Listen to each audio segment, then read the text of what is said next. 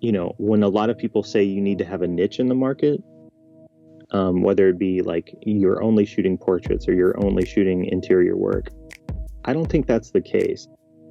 I think it's more of what is your style, and then own that style.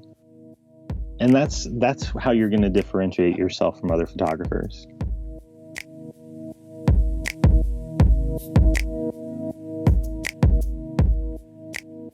Hello and welcome to the Photo Forward Podcast, the weekly show where we explore the stories behind some of the greatest photographers and visual storytellers the world over. From their photographic origin stories to finding work-life balance as creative professionals, to how to actually make a living as a photographer, cinematographer, or multimedia creator. We uncover what makes them tick and their shutters click.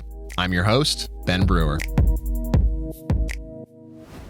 But before we get into today's episode, I want to give a big thanks to everyone who's listening, subscribing, and dropping a rating or review on the show on Apple Podcasts, Spotify, or wherever you're listening. It means so much to me to really start creating a community around the show.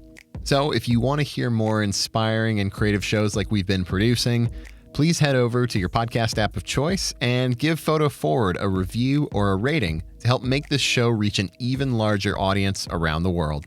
All right, let's get into the show. When you're scrolling through Instagram, what makes you stop?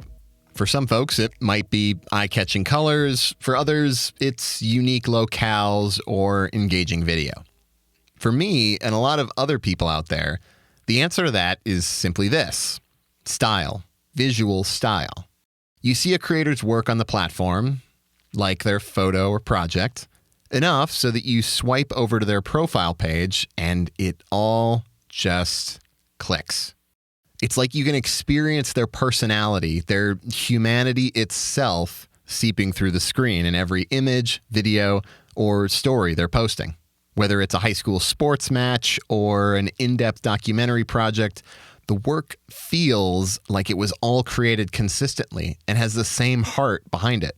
That versatility to create across genres combined with a creative consistency can be the holy grail for editorial photographers, and today's guest exemplifies exactly that. William DeShazer is an editorial and commercial photographer based out of Nashville, Tennessee. He's a regular contributor to the New York Times, the Washington Post, and the Wall Street Journal.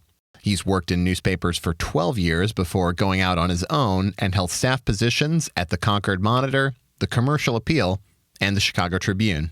He grew up in Louisville, Kentucky, and it will always be his home. Because of that, he's partial to bourbon, horses, and baseball bats. When not working, he enjoys exploring Nashville with his wife, playing the guitar, buying records, or planning his next big trip. Some of his wealth of clients include AARP, Best Buy, the Boston Globe, CNN, Hyatt Hotels, ESPN the Magazine, Runner's World, St. Jude Children's Research Hospital, the Wall Street Journal, and the Washington Post, just to name but a few. In today's episode with William DeShazer, he and I get into the process and progress of creating a unique visual brand as a photographer, building and maintaining relationships in your geographic area, and the ability to turn down work that turns you off to focus your time, energy, and soul on the people and projects that you know you need to work on. As always, show notes and links to other episodes of the Photo Forward podcast can be found online at photoforward.media/podcast. All right, time for me to get out of the way and let you guys into today's conversation with freelance photographer William DeShazer.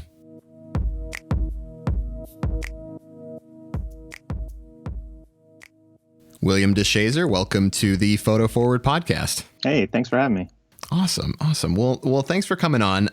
We're going to cover a lot of topics today. I'd love to get into, your visual style, some personal projects that you've worked on, how you're building clients, relationships kind of across both editorial and commercial, which I think is going to be really interesting to get into. But just to start, as I was researching, I saw that you graduated from Western Kentucky with a BFA in photojournalism. So I guess that begs the question. Were you always hell bent on being a photographer when you grew up? No. I mean, I credit my father for everything because he was the one that kind of saved me. I was never tried anything in high school, was kind of just a skater kid, punk kid, but always loved the dark room. Like I would cut class and go hang out in the dark room. I would just constantly like love shooting black and white film. And, finally was barely accepted into college and told myself, all right, I'm actually going to try now. Got all A's and B's, realized that I could do it. There just wasn't anything motivating me to stay focused. And so after that, my dad is a Western Kentucky alum, and he said, look at this program. You've always loved photography. Just give it a try. And I said, you know what? Why not? Just give it a try. And by the end of that first semester, I was just hooked in all things photojournalism. I always was a painter and loved to work with charcoal in high school, but it wasn't until I kind of got into college and understood what photojournalism was and the art of it, the craft of it, that I really respected it. And it has, changed my life. Wow. That's amazing. Because when I think about, a degree in photojournalism is so specific. I think back to when I was going to college, I mean, God, I had no idea where I was going. And to the idea of getting that sort of granular level of education, and it had to have set you off on a really strong path. It did. But, I tell people two things: timing is everything and luck favors the prepared. And it's funny because I graduated in 2007. And after 4 internships, I took my 4th because I didn't think I was going to be able to get a job, and I saw the looming recession coming. So I got, an internship at the Dallas Morning News, which kind of turned into 2 internships with the Dallas Morning News. And then, of course, that came to an end, and I'm living back at home with my parents, just hoping that I can get a job and applying to all these places and getting, turned down left and right. So, timing wasn't great, but fortunately I somehow managed to get on staff at the Concord Monitor for my first job in 2008. And, that's what kind of propelled me in the direction of newspapers. All right. Well, I do want to get into kind of dealing with rejection at some point. Yes, that's a real thing that we all have gone through. But going back as far as internships, we do have a lot of, younger photographers, junior photographers. You have a lot of internships on your resume. What kind of pieces of advice would you have for younger photographers, looking to get an internship or kind of going down that path? Oh my gosh. I mean, so much advice. The majority of it has nothing to do with photo either. I want to tell every student that if you make a mistake, own that mistake, because that in the end will be so much it'll mean so much more to the staff and your editors than you trying to cover it up or save face. I remember in Dallas, and this was, at my 4th internship, and at Dallas, I showed up at a soccer event and I was handed a program, didn't ever open the program, didn't see it, just assumed that a roster was in there. There was no roster for the team I was photographing.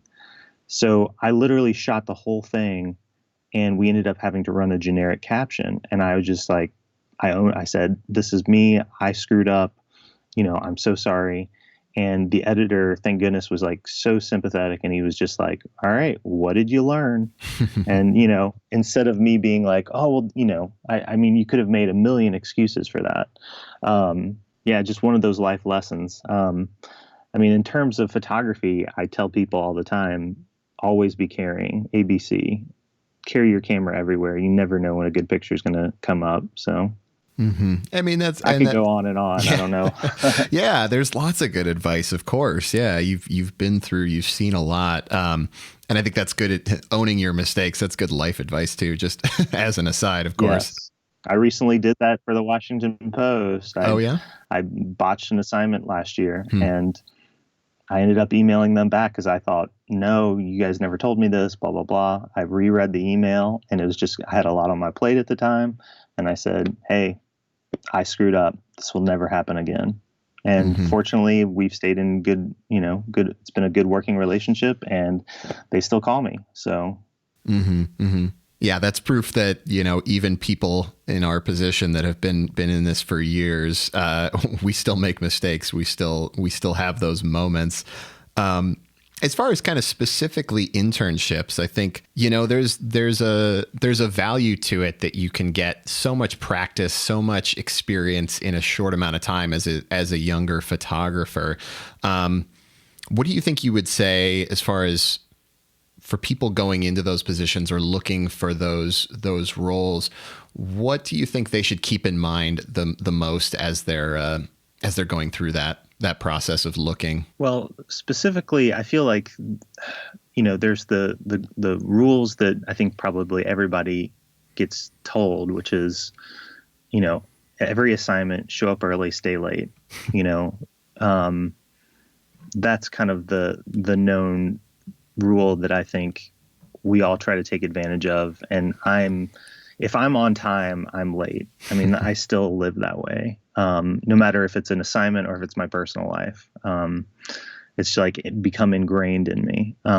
So, those rules are something that you can always live by. In terms of, developing a portfolio, in terms of just getting yourself prepared, I think applying to way more internships than you really want or you think you're going to get.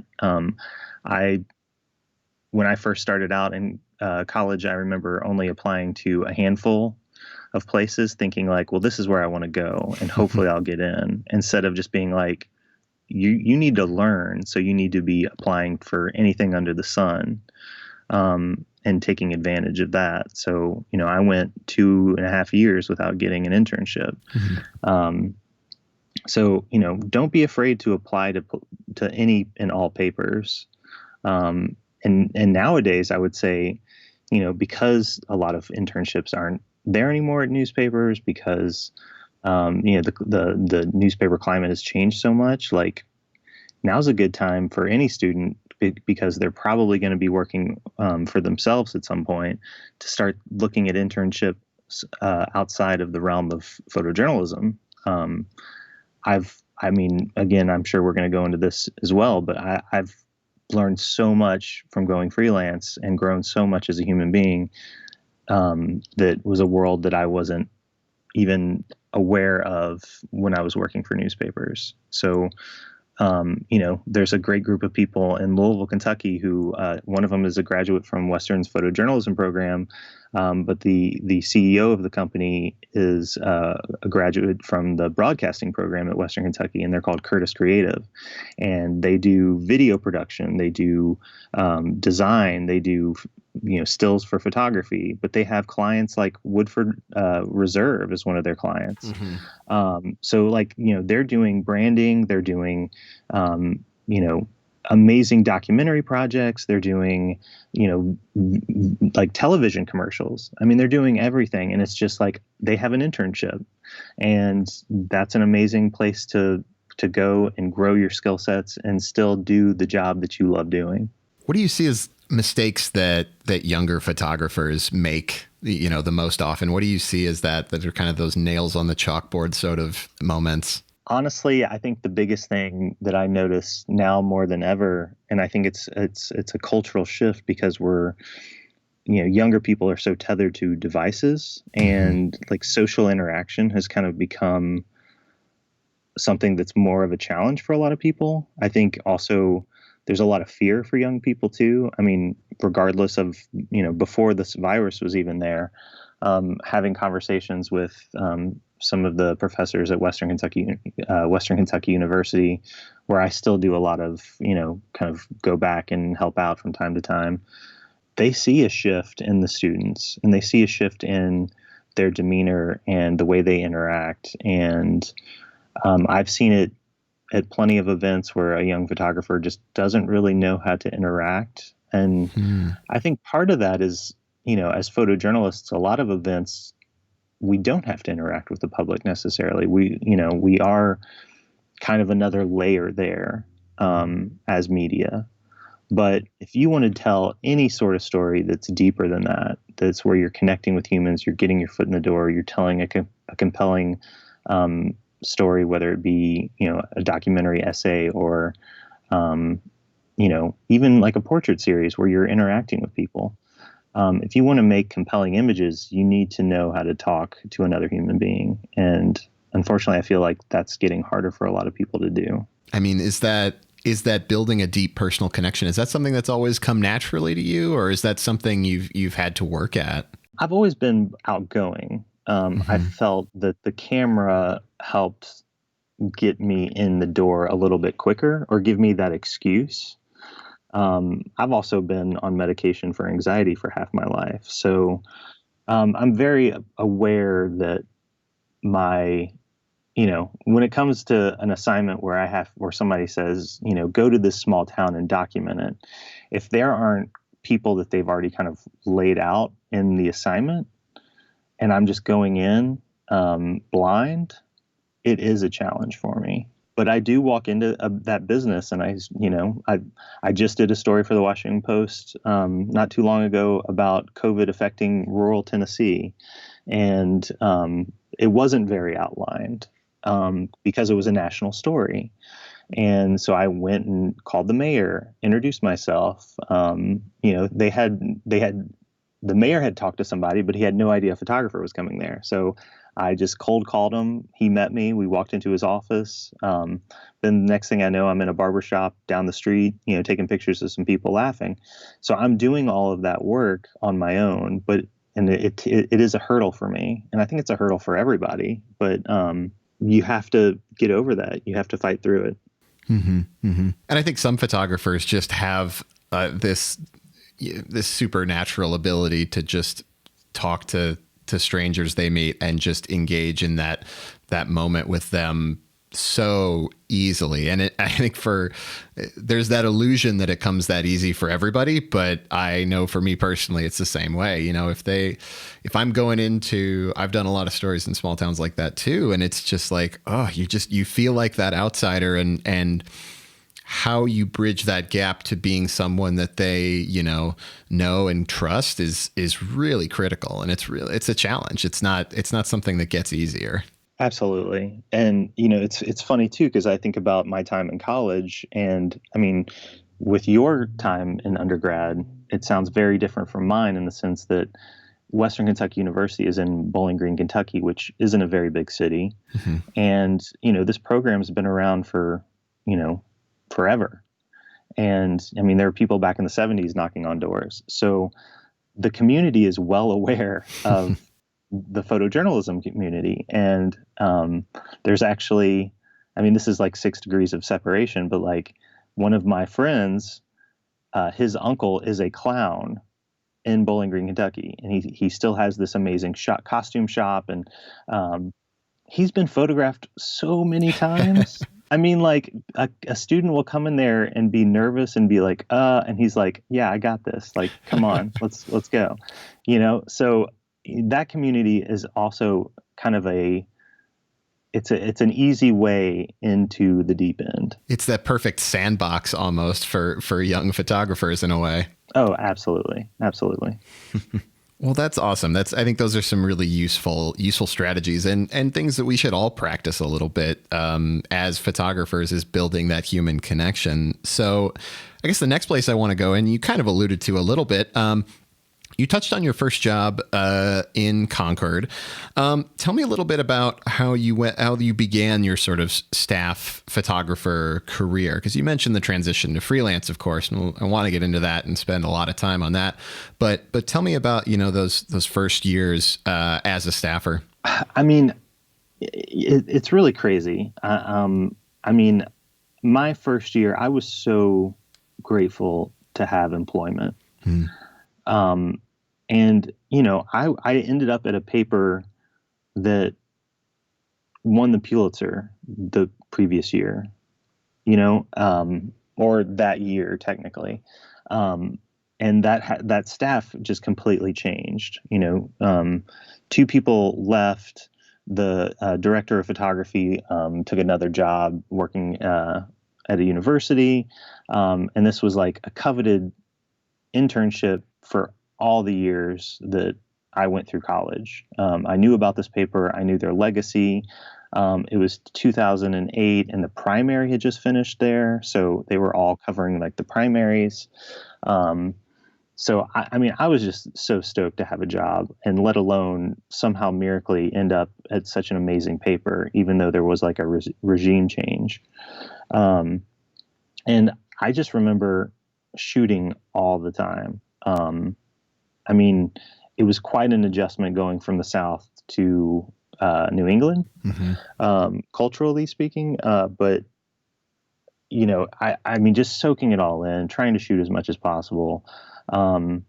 Learning actually in 2008 how to light sports, because while we just covered high school sports, we had horrible printing presses. And so we also were trying to tone in CMYK, which is another, nerdy route we don't have to go into. But, we were trying to shoot at lower ISOs as much as possible for reproduction. So it was just, I had never done anything like that before. So that was a huge learning curve. But yeah, lighting high school sports, going out and feature hunting, and just, running back to the office to file as much as possible, and not get killed by a snowplow in the process. So the things you have to deal with in New England that you don't in the South. Yeah. So those early years as a staffer, that was probably, that the building blocks of your skill as a photographer. Where did you go after that paper? Well, this is the crazy part. So I was actually only in the Concord Monitor for 9 months. I was personally having conflict with, the staff there. It wasn't a good fit for all of us. I loved the team. I loved the paper. I loved the city. I mean, I tell people all the time, if things were a little different, I'd probably still be up there. But I heard about a 2-year residency at the Chicago Tribune, and I thought, yeah, why not? I remember, in 2005, I spent a summer living in Chicago before my first internship. And I remember walking by the Chicago Tribune Tower and telling my friend, I'm going to work there one day, because I love the city. And somehow I managed to get this 2-year residency, and that turned into a full-time job.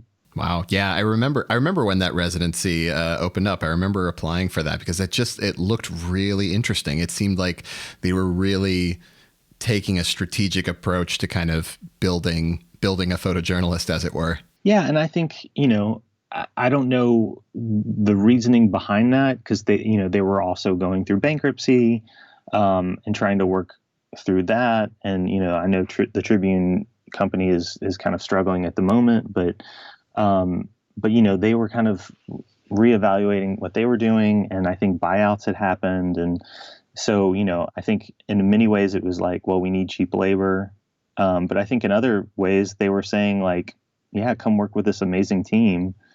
And I learned so much there. Not only just living in a big city and navigating that, but I went from kind of a very quiet New England town into, one of the most dangerous cities in America, and covering professional sports and dealing with, everything that a major city does, from infrastructure to, crime to sports to you name it. Mm-hmm. Is there a particular, like lesson or mentor that you were working with during that time that really sticks out? Well, I was fortunate enough to intern at the Jasper Herald in Indiana. And if you out there aren't familiar with this paper, for years they were known as the Mecca of community journalism. And it was just such an amazing learning experience and life experience. And Fortunately, David Perini was from that paper, who was the director of the photography there, took a job with the Chicago Tribune. So I got to join him again on that staff, and he's always been a mentor in life. He's always been a mentor in work, and just an all-around amazing human being. Mm-hmm. Anything like come to mind that he taught you that really kind of changed your view on photography, or kind of those light bulb moments, we often have with when working with mentors? Just honestly, I mean, there's several, but the biggest one I took away is his empathy, the ability for him to empathize with anyone who's in front of him, regardless of if he has a camera or not. Just him being a kind and compassionate human being, and that translating into his work, translating into just everyday life. And, Du Bois County is a very small county, and Jasper's the biggest city in that county.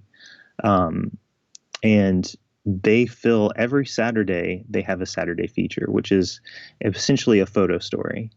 You think about a small community like that, and if you're doing, 52 of those a year, you're going to run out of ideas, right? And so his ability to find the story, find the news peg, find the feature peg, and do these stories for that community, I mean, it's insane. And they continue to do that. And there's something to be said for the fact that they can come up with that incredible level of work, every week. And there's still people that live in New York, Chicago, LA that say, "Oh, I can't find any good stories." It's like, oh, come on, you're not even trying.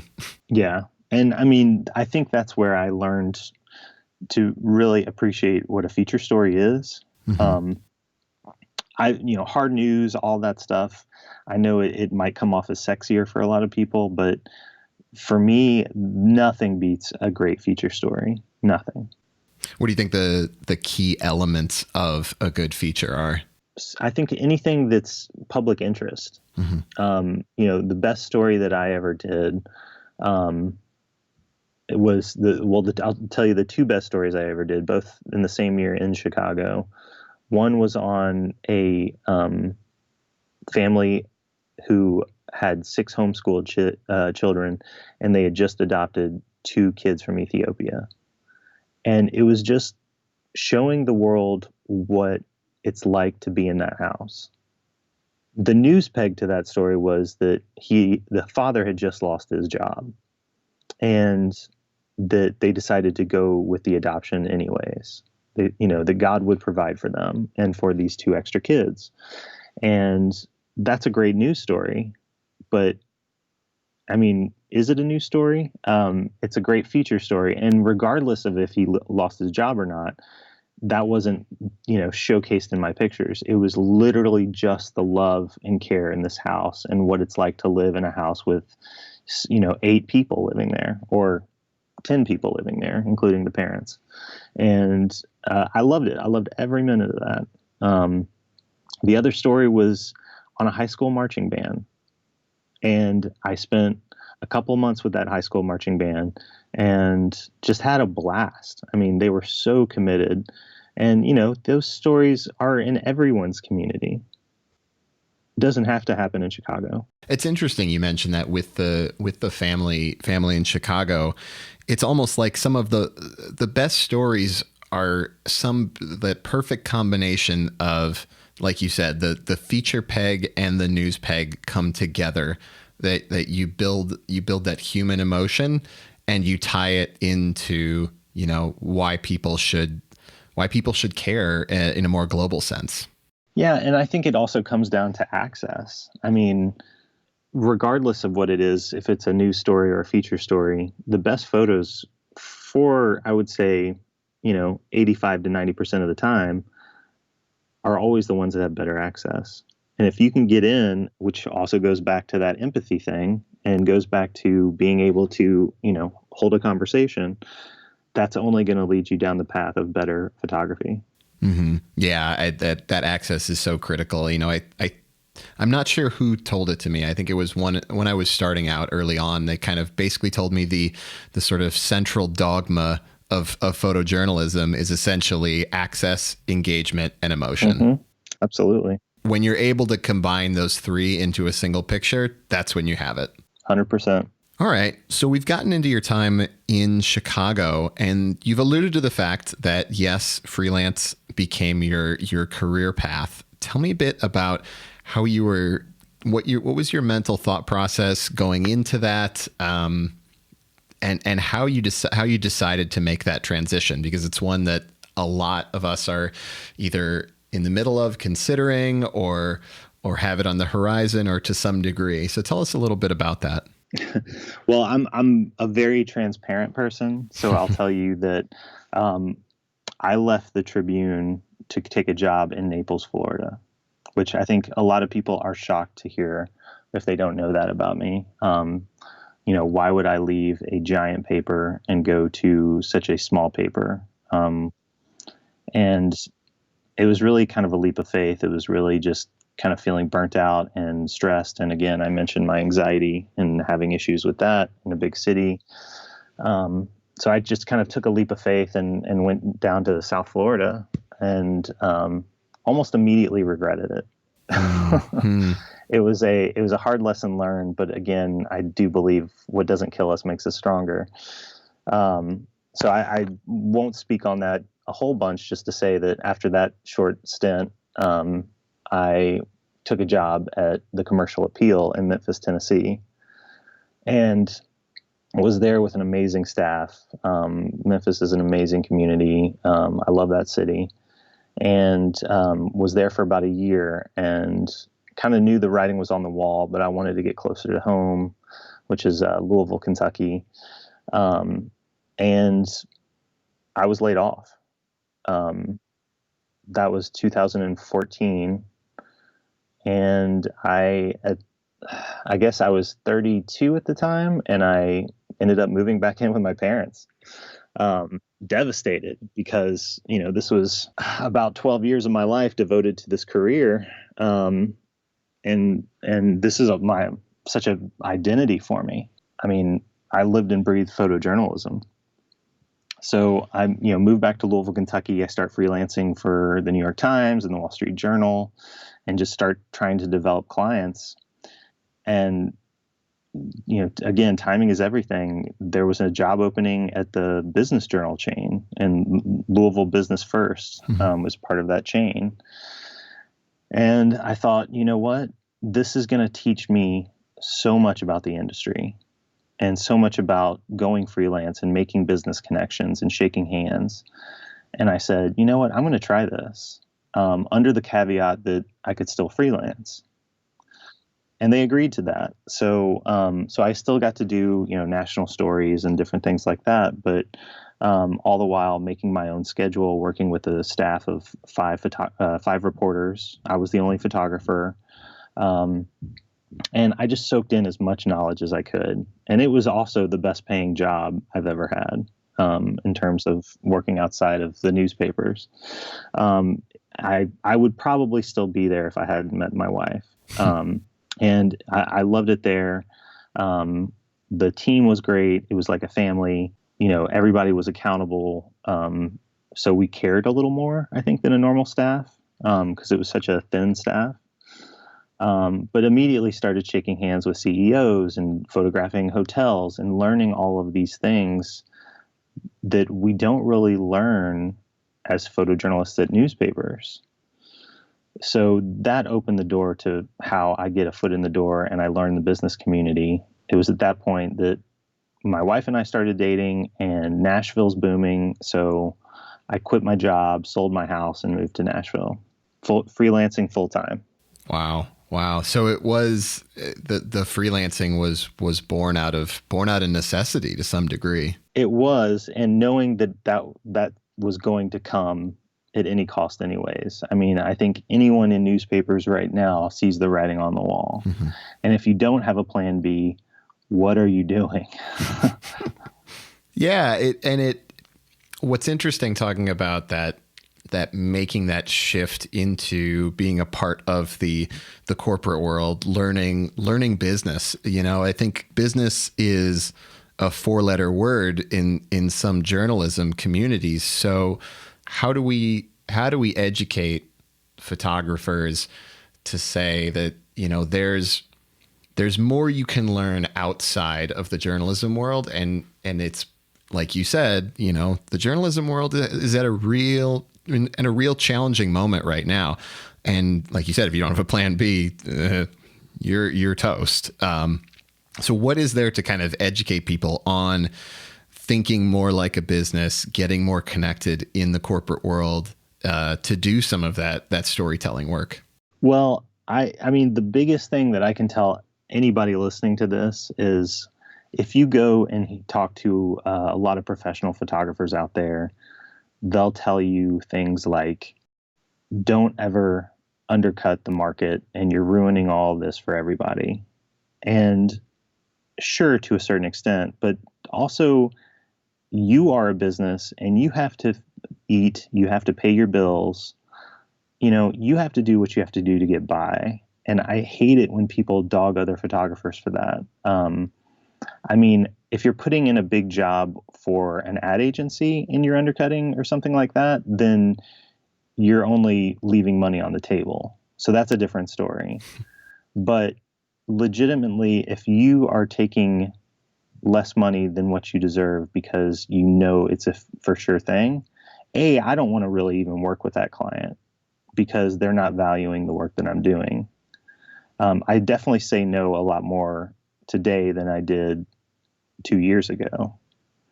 I had a relationship with the Entrepreneur Center here in Nashville, where they gave me a working space and I covered all of their events. Mm-hmm. And that's not sexy work for a freelancer, especially somebody who, I'm doing $50,000 commercial jobs, but I also need a workspace, So I want a place to work. I don't want to pay for it. It was a sweet gig because I'm also meeting other entrepreneurs who need photography. So, I mean, it's a win-win. So, I mean, working harder and not smarter, or working smarter and not harder is the way to go. And related to that, what are you doing in terms of, building a base of clients and creating those relationships? Where does that come from? What have you found has been the most successful in that? Is it just inbound, people coming to you, or how's that been working for you? Well, I think no matter if you're, what kind of photographer you are, if you're, doing family portraits, if you're, doing corporate work, if you're doing ad campaigns, you're always going to have an ongoing relationship with your clients, right? And utilizing them in that way. Somebody recently on a group on Facebook was asking about growing their client base through Groupon. And I gave them the advice to incentivize other clients to make posts on Facebook to market to themselves. So let's say, somebody who you shot last year, hey, if you repost those photos on Facebook, tag me and tell people about what a wonderful job I did. If somebody comes that way, I'll either offer you a discount or I'll give you a $25 gift certificate or, something like that. Your repeat clients are going to be your bread and butter. I'm fortunate enough to have 2 amazing repeat clients right now that probably cover close to 50% of my income each year. And I have a great dialogue with them. There's an equal appreciation there. I can't say enough about keeping them happy, wanting to work with them, and so grateful. Mm-hmm. I think what you mentioned about engaging with past clients and using that as a way to create referrals, I think that probably blew a bunch of people's minds, because to you, there's very little downside to you as a photographer to put something like that out there, because at best or at worst you're doing is building goodwill with your past clients. Absolutely. And, while I said that I've worked with ad agencies, the majority of the work that I do is local businesses. And I joined the chamber last year, and most people don't realize it, but the Chamber of Commerce is made up of 90% local business, 90% small businesses. So that 90% of small businesses probably can't afford a big ad agency. They don't have the budget for it. They don't have like the materials to kind of see that big picture. They're not working with somebody to strategize anything. They're just trying to keep their employees paid and, grow their business slowly. So that's a huge win for photographers to go in. I mean, I've got my whole elevator pitch. I go to these like meet and greets, but it's also gives me a database of every person on the chamber. So I send out postcards, I send out mailers. Once I get a foot in the door, I continue to bug them with emails. And a lot of those people turn into repeat clients for a lot of photographers. It's a great resource that I think a lot of people don't utilize correctly. And related to that, are there particular aspects to your business? I guess to date the podcast a little bit, we're in the midst, obviously, still of the COVID pandemic. So, are there kind of steps you've taken, sort of re-examining your business or shoring it up during this time, or what kind of steps have you taken as a photographer during all of this? Well, I mean, fortunately, I haven't. And I hate to say that. Like, I actually had the best year I've had last year. And I mean, a lot of it was luck. My biggest repeat client, I haven't worked with them because they haven't been in their offices. But, we keep in touch. We have a dialogue going. But in that process, I developed a new client that's been a repeat client, and we enjoy each other and we love working with each other. I think, everybody's navigating the safety issue, and that's, I want to ensure that I'm staying safe and I'm being safe to all my clients. I recently was in Louisville, Kentucky for the Wall Street Journal covering a vaccine, a place where they're doing drive-through vaccinations. And, I didn't necessarily quarantine, but I didn't have any jobs. And if I did have a job, I would have let people know that, I can't do this job because of another job coming up. It worked out, but obviously I think being as transparent as possible is always going to be better for you and a client.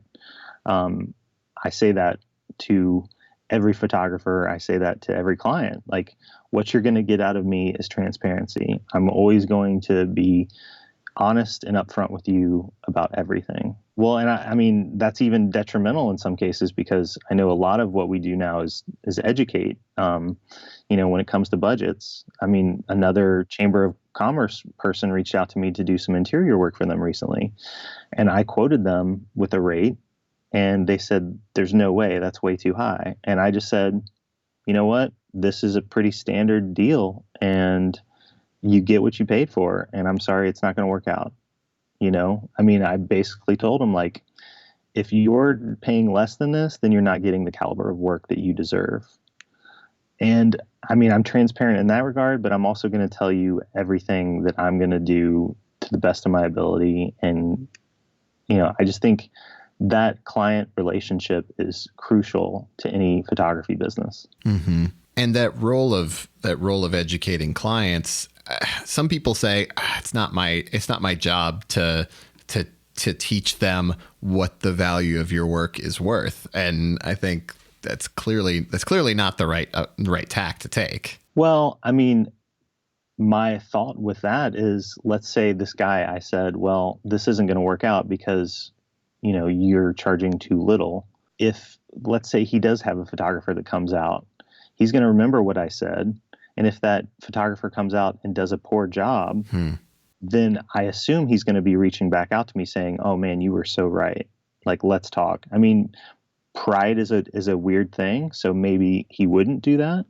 But, again, if that was somebody who wouldn't do that, do I want to work for him anyways? No. So to me, it's those relationships, it's that honesty, and those are the people I want to work with. Yeah, it's an important step to take, and it takes a certain level in your career almost to be able to step back and say, this is the work I'm not going to do. This is the kind of client I don't want to work with. because you don't necessarily have that luxury early on. You don't. And that's a hard thing. And I mean, again, back to that whole, some photographers playing down, you're not getting what you're undercutting the market and that sort of thing. I mean, this is all a sliding scale.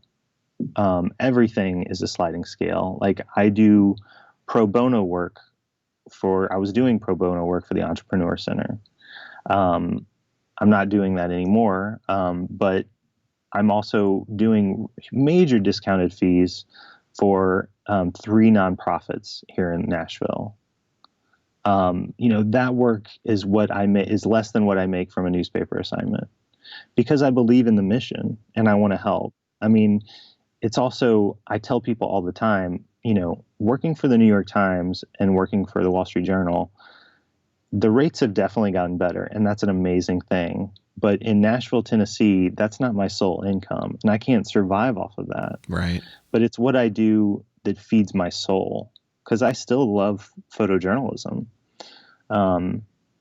So I'm going to continue to do that work, but I'm also now putting way more energy and effort into things that are going to, pay my mortgage, my retirement, and,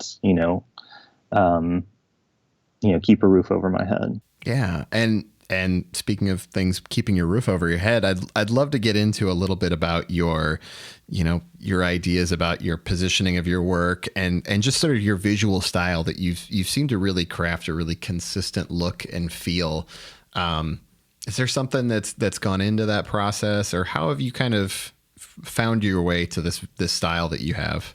Well, I mean, 2 things. When I moved to Nashville, I knew I wanted to do something with music, but I wasn't one of these photographers that, the country music market here is tapped. Like there's plenty of other photographers in town doing that. And I will get a cup of coffee and talk to any photographer. I'm a firm believer that a rising tide raises all ships. There's enough work to go around, especially in Nashville, and more photographers are coming here, and that's great. It's only going to help us all. So I don't understand the mentality of people, not wanting to have that ecosystem. But that said, like, I found this group of people that were struggling musicians that wanted to play traditional style country music, like the honky tonks. And they were doing it at this American Legion in the east side of Nashville. And I was like, this is so, can I swear on this podcast? It's like, this is so fucking cool. Like, these guys are doing what they love. And even though country music has become so pop now, they're saying, no, we're not going to do that. So I said to these guys, like, I want to do a portrait series on you all. I've got all these lights. I've been shooting business people all the time, doing like CEO portraits and headshots and stuff. And it's like, I want to do something fun. And in doing that process, I knew I wanted to give them like a grittier look. And those, that was simply me playing in Photoshop and, looking at kind of different styles and different other photographers, probably overusing the clarity tool way too much. But like just playing and developing some sort of aesthetic that spoke to them. And I've since taken that aesthetic and applied it, subtly more to other work that I'm doing. That was a personal project. And, that's also what led me to my first big commercial job. So they saw that work and they wanted to hire me for another job. So, I mean, personal projects are important. Personal projects, they can help, get a foot in the door somewhere else. You just don't know it. And I can't tell people enough about finding something that you're passionate about and giving it your all, and, knowing that could help reap the benefits later on. Yeah. I mean, there's so many countless examples of photojournalists I've talked to, or just photographers in general, really, that say, oh, I worked on this little personal project, put it out there, and then was hired for XYZ jobs elsewhere because they had seen it, or they saw it on their site and said, oh, this is perfect. So there's something about that, creating work for yourself that speaks to you so strongly that that's what draws in the people you want to work with. Yeah, I think, a lot of creative directors, they want to see a style that's unique, and they want to see an aesthetic that is something that you own. So, when a lot of people say you need to have a niche in the market, whether it be like you're only shooting portraits or you're only shooting interior work, I don't think that's the case. I think it's more of what is your style, and then own that style. Because if I was just doing one sort of shtick with my camera, I would be so bored coming from a photojournalism background. If I was just doing portraits, I'd go crazy. I do interior, exterior work. I do food. I do, everything that I did in newspapers, I still do, except for sports. And I still have sports on my website because people tell me that maybe one day I'll get a huge sports job. But that's the only reason. I don't think I'm going to get a sports job, and that might, disappear from my website soon. But I hope to God I'm always shooting food, and I'm always shooting architecture, and I'm always shooting portraits, and I'm still doing documentary work. Mm-hmm. Yeah. Yeah. The idea of it may be important for some people to have a niche in a particular genre of photography, but it's often just as important that you have, like you said, that sort of that personal style, that visual feel, that everything that you shoot feels like yours. Absolutely. And that's how you're going to differentiate yourself from other photographers. Mm-hmm. I think we've come to the point in the conversation that we had alluded to as we were leading up to the episode, that after January 6th and everything that transpired that day, you mentioned that it forced you to kind of reevaluate your thoughts about photojournalism, about your work. Tell me a little bit more about what that meant for you. Well, to be perfectly honest, I'm still processing it. I'm still processing what happened on January the 6th and how it's kind of changed the country. Ultimately, I hope it changes the country for the better. But I would say in 2015, I was hired to go cover a rally of President Trump. And I accepted the assignment. I hung up the phone, and this was maybe a month after, I'm blanking on the Seven photographer, who was choke slammed. But it was about a month after that happened. He was already heckling the media, and I wondered, am I going to be safe? And I wasn't sure.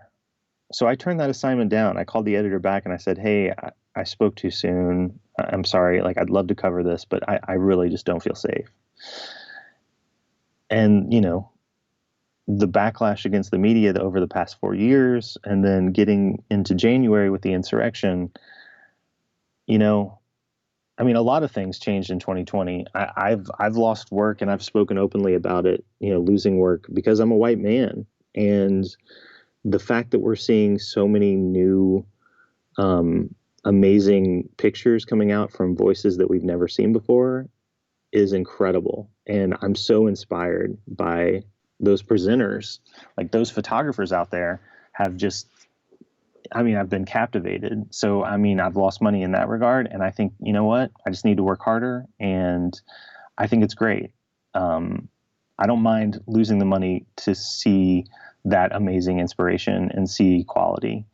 But when it comes to my safety and, a lot of these people from the insurrection, their faces are being put out there by photographers and videographers, and they're getting arrested based on those. I don't know if covering politics is ever going to be in my future.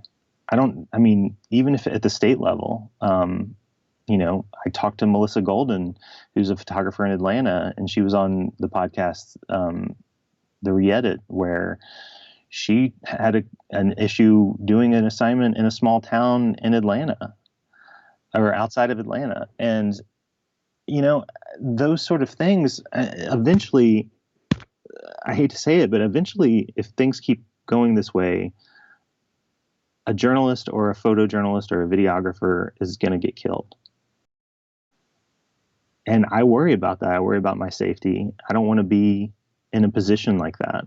So I'm going to take myself out of that. I will turn down those assignments if I feel it is unsafe. And that might hurt my bottom line, but that's fine. Yeah, I think it's a really important conversation to be had, of course, about the state of safety for journalists in the country. And I think it makes sense that what you're going through, what you're feeling there, that there are certain shoots, certain things that if you just don't get a good feeling about it, it doesn't make sense. It doesn't feel right for you as a photographer.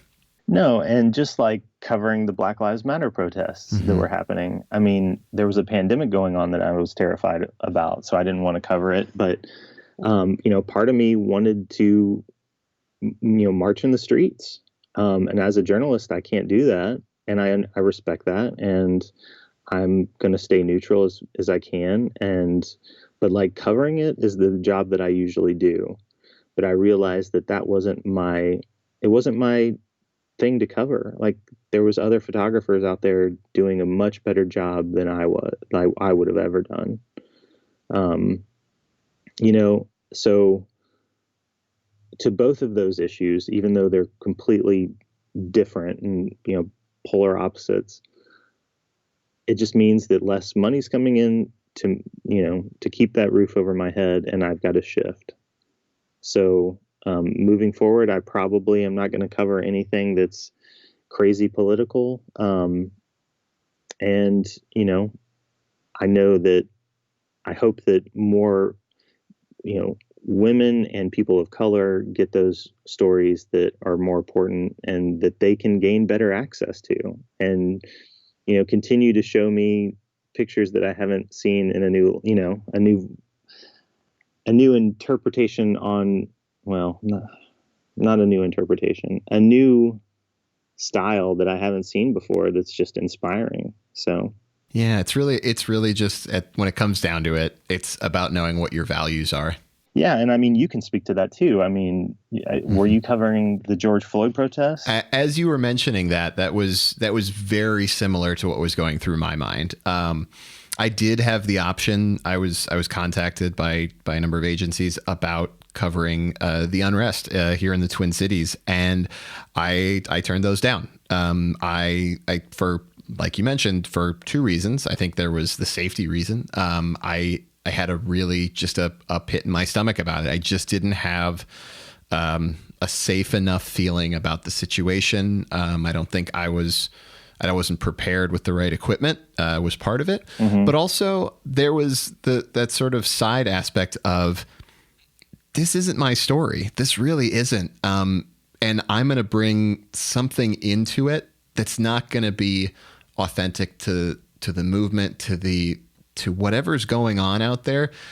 I'm too much of an outsider, that it just didn't feel right. It didn't feel right for me to be telling those stories. So yeah, as like you mentioned, it goes in two different directions, but in either way, you feel like you made the right choice. Yeah. I mean, I hate to say it too. I mean, like I'm from Louisville, Kentucky, and if I were in the city that I love, I don't know if I would turn it down or not. I mean, because again, Louisville is home for me and I love it. But at the same time, everything that played out with Breonna Taylor and, knowing that there was some amazing photographers covering that, if I were there, I might have been like, well, this is my city. I feel a need to cover it. But I don't know. Hindsight, who knows what would happen if I was living there. But I'm so glad that I wasn't, because I wasn't put in that position, because in the end, I'm so grateful that I saw these amazing photographers doing amazing work in my city. So. Absolutely. Well, I'm sure we could talk for hours about the merits of your work and all of that. But unfortunately, this isn't a 3-hour podcast. So, before we get into sort of a quick lightning round of questions, just real quickly, you kind of alluded to it briefly with the Re-Edit podcast, and that is a podcast you are hosting. So tell us all a little bit about that and where folks might be able to find more episodes. Well, you can find the second season premiering Thursday, February 4th, starting with Annie Tritt, who's an amazing photographer in New York, who's been very outspoken about her being non-binary and covering transgendered youth. So I'm really excited because we have an amazing conversation. And that's available on all podcast listening devices, be it Spotify, be it iTunes, whatever your flavor is. That was a really fun endeavor, as I'm sure you're finding out with this. Just having that conversation in a year that was void of conversations in many ways. And it came out of just sheer boredom. I mean, there was about 3.5 months where I didn't work, but a handful of times, and the thumbs were spinning, and I just thought, I want to be creative. I want to have conversations about creativity with other photographers. And there was this amazing, protest happening around the nation, around the world. There was a virus raging, and I just wanted to continue a conversation and talk about some of these issues and see, how people are fighting through the things that were going on right now. And they're still going on, unfortunately. But yeah, I mean, essentially it came out of boredom. Well, amen, brother. Yeah. I mean, did you feel the same? I think mine was a little bit different. I think so. I originally started this podcast a while ago. I guess this has been a couple years in the making, with some various kind of fits and starts along the way, if I'm being honest. Okay. But it really started in a way because I felt like I was lacking a sort of community of mentors, to be honest, and not seeing that out there. This was when I was still in Madison, and the photography community in Madison is a small place, and I just felt like I needed to pull from this wealth of knowledge and experience that I know, even just the people I know. And put that out there. So I think that's where it was born out of for me. But it's been a real joy, especially now this year, to be able to have these deep conversations with such amazing people when, like you said, there are so few conversations we're having.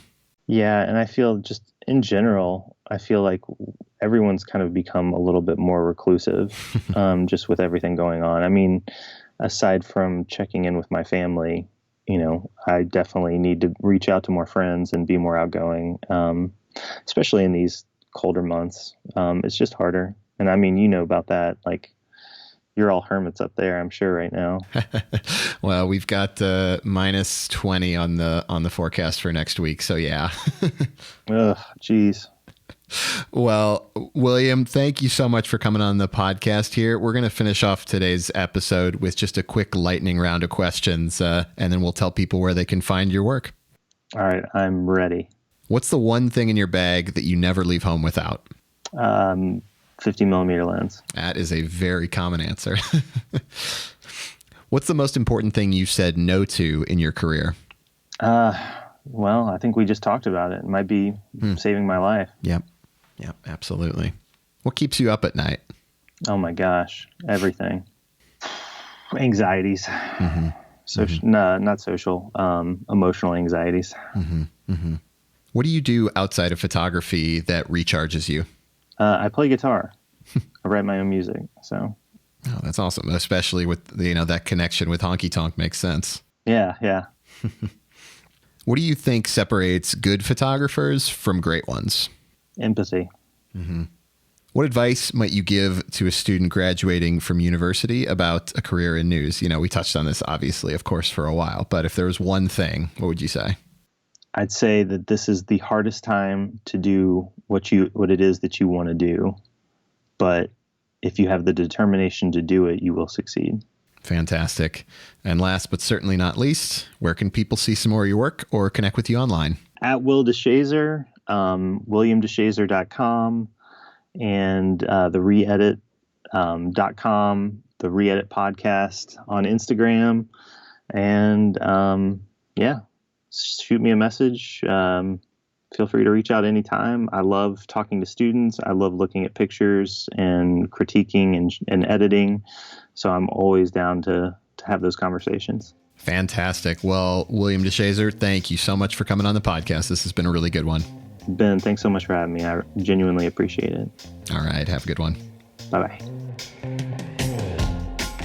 Thanks, everyone, for listening to today's amazing episode with William DeShazer. That's at Will DeShazer on Instagram. Definitely go check him out online and give him a follow. As we mentioned in the intro to today's episode, if you've got a question or anything you want to ask on the show that I'll respond to in an AMA Q&A sort of thing, I've set up a page at photoforward.media/connect, or feel free to send an email or voice message to connect@photoforward.media. And we'll tackle those Q&As in upcoming episodes. Enjoying listening to the Photo Forward podcast? Want to hear more thought-provoking, engaging discussions about photography, creativity, or freelance business? Well, this is where you come in. We want to get the word out as wide as possible about Photo Forward and reach as many listeners as possible. And the best way to do that is through reviews and recommendations on iTunes, Spotify, or wherever you consume your podcasts. If you want to support more engaging and intimate conversations with photographers, cinematographers, and storytellers the world over, head on over to the Photo Forward page and drop a review to let me know how you all are enjoying the show, or even just a rating. It means a ton to growing the show, and I personally read through each and every review to make the show the best damn visual storytelling podcast out there. Thanks for listening, everyone, and as always, keep seeing, keep thinking, and keep putting your best photo forward. Catch you all in the next one.